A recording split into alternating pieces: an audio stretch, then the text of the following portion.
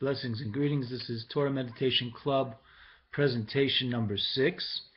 And as well as trying to encourage individuals like yourselves, blessed souls, whether you be part of the Torah Meditation Club that we have on Facebook or a general observer of these humble efforts, we're not only trying to develop a cognitive mindset to put us in the ivory tower of some sort of understanding, or some would call it perspective, we call it yediyah, elokus, knowledge of godliness, as well to get an inner perspective of one's purpose through the process of his bonus of meditation, and to seek out that inner purpose and let it express itself as well in avodah shebalev, the service of the heart. That's just something else I want to bring as an aside before we go into the meat of our next brief presentation. So let us understand that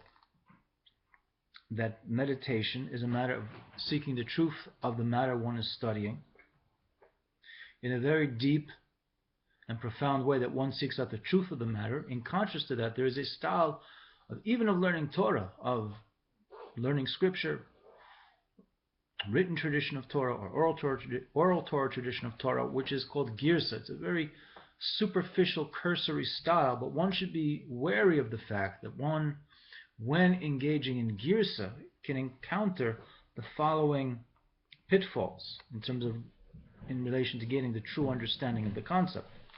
Number one, a person might just gain an understanding from just the first brief glance of the matter, without taking the time to restrain oneself to learn more about it.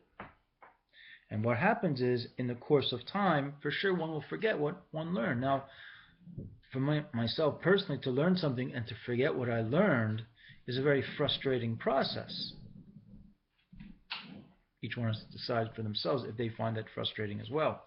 Number two, a person, after engaging in a concept in Torah that they find very tantalizing, energizing, elevating, inspirational, they want to share it with another person. If they have not studied the matter properly, they can only give it like the general details of it, and they kind of make it into like a movie trailer of what the concept is, which really doesn't do justice to the concept. It doesn't really do justice for the person who's presenting himself as possessing some sort of understanding of the matter. And of course, it doesn't make a very favorable impression upon the other person, who might otherwise, is given a more particularized presentation of that subject matter, might themselves want to go into it, which of course would cause great merit upon him or herself, or the person who is engaged in that conversation. Of course, generates nachas ruach, a certain satisfaction above in the heavenly realms.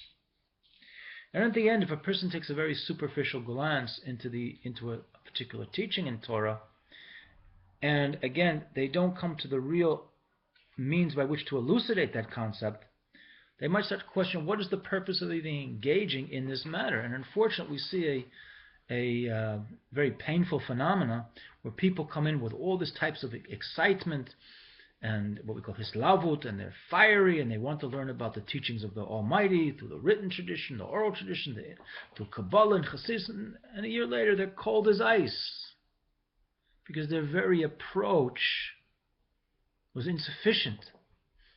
He or she did not humble themselves to realize they really do not have a knowledge of what the creation is about from a Torah perspective. And even if they do, they know they have to deepen it more, which would cause them to become much more involved and much more motivated to want to learn more about what they can now humbly admit they don't know so much about. And that's, even for myself, that's what energizes me, to realize even after 27 plus years of learning the inner dimensions of Torah, I still know maybe I'm scratching the tip of the iceberg in terms of the knowledge of godliness that there is. And this, for myself personally, inspires me. And I want to share that inspiration with you, but it should be done through the prism of this bonus, which we hope to continue next week in our continuing series. And just to recapitulate through the teachings of Kabbalah pocket from Shar Yuchad of the Mittler Rebbe, composed by Rabbi Yossi Markel, Rabbi Benjamin Walters, Rabbi Mordechai Markel, the essence of his bonus is to gaze strongly into the depth of a concept,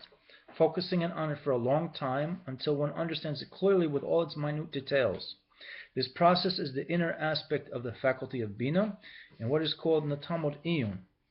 And again, the definition of girsa, that cursory type of learning, what we just briefly discussed, is only to understand something according to one's first glance, meaning that one rushes quickly on to the next subject without any restraint or passing it all to examine the subject closely, as is known. This being analogous to one who sees something without thinking at all about the quality and nature of what he sees, or she sees, with all its inner and outer aspects, but rather he or she looks at it merely in a passing manner, so that inevitably, in the course of time, he will surely forget about it completely. Similarly, even after immediately seeing it, he will only be able to describe what he saw in general terms. This is because he only saw it with a passing of the eye, not absorbing what he was seeing at all. So let us be of the congregation who want to see with an intensification of enthusiasm towards knowing the Creator, which is accessible to the inner dimensions of Torah, particularly when we do his bonus meditation, inner understanding, engage in iyun. Ahamshich, to begin, Bez Hashem Yisbarech.